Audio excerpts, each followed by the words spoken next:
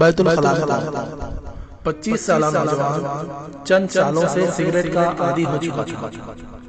ایک دن اچانک اسے دل کا دورہ پڑا اور علاج کے لیے ہسپتال داخل کرا دیا گیا۔ چند دنوں تک جدید طبی الیکٹرانک مشینوں کے ذریعے اس کے مرض کی تشخیص ہوتی رہی۔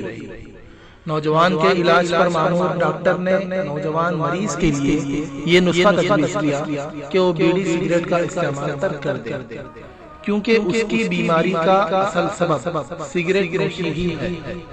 نیز ڈاکٹر نے نوجوان کے ذمہ داران کو تنبیہ کی کہ اس مریض کی عیادت کے لیے آنے والے لوگوں پر کڑی نگرانی رکھی جائے تاکہ وہ چپکے سے اسے بیڑی سگریٹ مہیا نہ کر دیں۔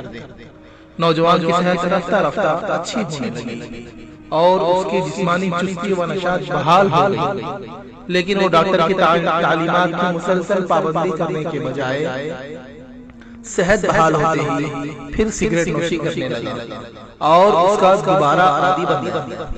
ایک دن یہ نوجوان گھر سے اچانک غائب ہو گیا۔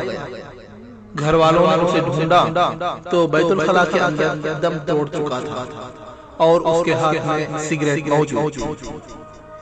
یہ افسوسناک قصہ ہم نے اس لیے بیان کیا ہے تاکہ ہر سگریٹ نوش کے لیے درس عبرت ہو اور وہ اس سم قاتل سے اللہ تعالیٰ کی طرف توبہ کرے اور سگریٹ نوشی کی گندی عادت سے باز آ جائے۔